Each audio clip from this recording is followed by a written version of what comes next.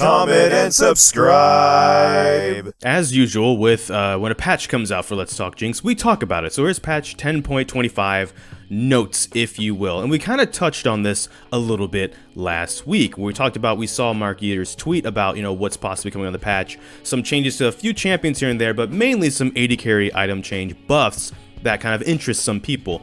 So we'll briefly touch on some of the champion changes in the bottom lane, because that might affect Jinx's matchup.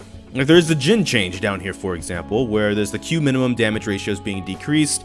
So the bouncing grenade, especially if the bouncing grenade kills targets like minions and it bounces on the fourth person, it'll do more damage. If it hit like 3 minions, hit them all and then hits you, for example, and things like that. This one will be a bit interesting because it's mainly for trading and stuff like that, and it depends kind of on you, I feel. If you feel like you have difficulty dealing with Jhin in that capacity, trades and stuff like that, with the Q and the way he can go all in with a hard engage support with his W and stuff, I feel like that would matter to you a lot more than people that kind of stay away from the minion wave or kind of manage it differently with the rocket form perhaps, and stuff like that. So I kind of let you decide if this is like a major change or like a very minor change. But this is like an example of some of like the AD carry themselves changes, some nerfs to some of the more popular ones perhaps, but I don't think that's what people were complaining about when they mentioned like why they felt Jinx was in the position she was in. Most of them complained about like feeling like the items themselves didn't really justify any build path or something, and it made Jinx feel weaker overall, especially with the cost increase and stuff like that. But in case you do care about the champion changes, Samira, the passive update to extend knockup duration on already knocked up enemies, Q and R lifesteal effectiveness decrease, and the Q crit bug fix. So some changes like that might make you go, oh hey, Samira might be a bit easier to deal with because her Q and R lifesteal effectiveness has been decreased. As someone who has played a bit of Samira and likes to take actually lifesteal early, if I can warrant that. Yeah, that was actually huge by allowing you to kind of go in and stay alive during certain scenarios that it would feel like you should die because you'd lifesteal with the rune as well, and the passive tree, not alacrity. Because you don't necessarily would take bloodline, you would take even if you took fleet footwork or something, right? Like anything that would give you lifesteal, and then you go like resolve as your second tree, you would heal, and it would always allow you to kind of survive these situations where you shouldn't. And this would make like quote unquote separate the good Samiras from the great Samiras, an old Riot saying they used to do from some nerfs and buffs from seasons past. It'll force you to kind of make you think a bit more about some of these dives you do, and the good Samira or the great Samiras will still pull them off, and the good ones will need to practice until they're great ones. Now there are some Seraphine changes. She is supposed to be a mid laner, but some people do play her support. Base health growth increase, W self shield decrease. So if you're playing with a Samira, it looks like your Samira's health will be up more, and the W shield will also be increased. So if you're playing against a Seraphine in the bot lane, just keep that in mind that the trade damage will have to be a bit more because the health and the shield are both going up on that champion if you see them in a support role. Twitch, a long time kind of a counter to Jinx depending on seasons past as well.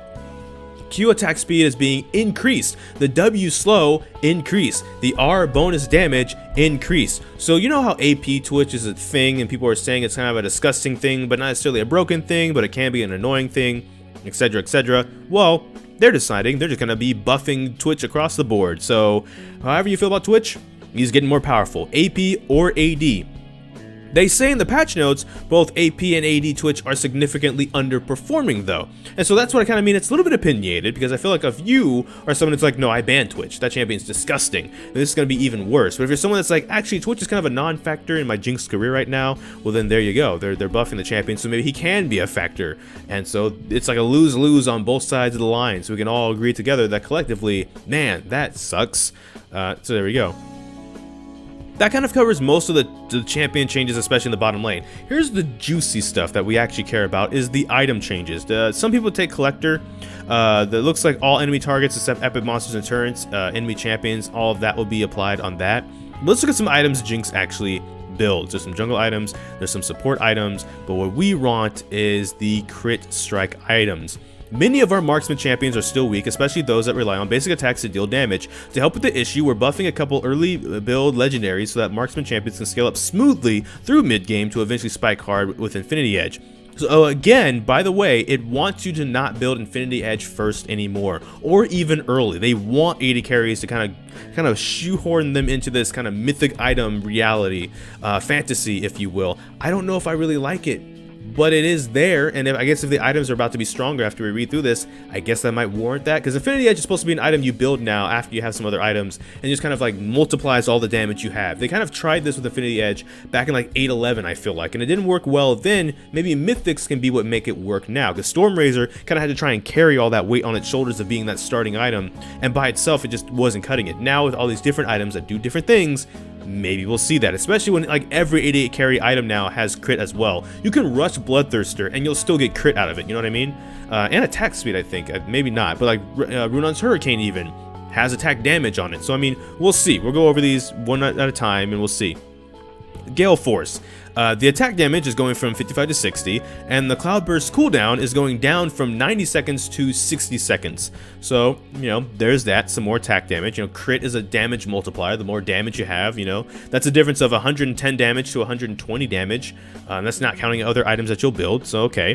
The upgraded version, when it's Typhoon, is going from 75 to 80, so the difference between 150 and 160. You know, 10 damage, but again, you'll build other items. Essence Reverse, same thing, it's going up, so it's basically 10 damage when you count it as crit. The cost for Zeal is going down, so instead of being 1200 gold, it's back down to 1050, or maybe it never was 1050, but it feels like it should be 1050. Rapid Fire Cannon, basically a lot of the Zeal items that had crept up to like 2900 or 2700 gold, yeah, they're going back down to 2500 gold, like they kind of felt like they kind of should be. Let's see, Mortal Reminder, its gold cost is going from 2900 gold. It is actually going up to 3000 gold, but its attack damage is going from 30 to 40, which actually means it's like essentially going from 60 to 80, so it's actually 20 damage. Lord's Dominic's Regards is going from 30 to 35 damage, so there you go. Here we go, and Infinity Edge. So how it was, and what's being removed, crit scaling. Infinity Edge no longer grants critical strike damage scaling with critical strike chance, max at 40%, at 100%. New, this is critical. If you have at least 60% critical strike chance, Infinity Edge now grants 35 critical strike damage. So if I'm reading this correct, if you already have, which is, again, they don't want you to build Infinity Edge early, but if you build this item and you already have 60% critical strike chance from other items, so you'd have to build at least 3 other items, I feel, right? Because you're like, not that you'll build Bloodthirster, let's say you build Kraken Slayer, Rapid Fire Cannon, Bloodthirster, something like that, right? Then if they want you to build like Infinity Edge like 4th or like 5th, like a final item, and I think that's part of the problem is we're so used to for years now building Infinity Edge as one of our core items that you're basically telling like a Jinx or something, right? That no, this is supposed to be not a core item anymore. It's supposed to be like a last item. That's a different. It's like a playstyle shift. It feels like a little bit too, which might be a little bit of what the problem is. I'm not saying this is the only problem that people have expressed, but like that might be part of the problem. It's just kind of getting used to how new everything is and how they want things to be. But if you have at least 60, looks like Infinity Edge will now grant 35 critical strike damage. So when you're doing critical strike damage, I'm guessing that's an extra 35 on top of the double damage. So instead of a 200 damage, it's a 235 damage. I could be wrong, but if that is the case, that could be kind of neat because Jinx in her rocket form does an additional 10% damage. Like her rockets do 10% extra damage. So it's actually even more for her. It's like creeping close to like what, 250. The math off the top of my head, I believe. You go 10% of either 235, which is about 23 and a half. Yeah, so we're talking over 250 if I'm thinking that's how that would be calculated, or it's maybe prior before the 35%, which still would be 200, which would still be 20 damage, which is still like about 250. So it's still a lot of damage if I'm thinking that's right. We'll see how this goes on. There are some other changes down here. I think those are like lethality changes. Let's see. That's like assassin stuff. Maybe if you're playing like assassin Jinx, some people are playing Duskblade on like some of everything. There's some mage stuff and some tank stuff, which is actually a lot of nerfs in here, some health nerfs and stuff like that as well. That is mainly what's going on for a lot of the changes though, however. So those are the changes. What do you think of the changes? Comment in the comment section down below. But that's all from this video from me. So thank you so much for watching this video. Make sure to like, comment, subscribe, hit the bell notification, the actual subscribe button. But I don't know which video will be next, because life can have a lot of kinks. So until this time, take care. ggGetJinxed. Thank you for watching, and enjoy pizza responsibly.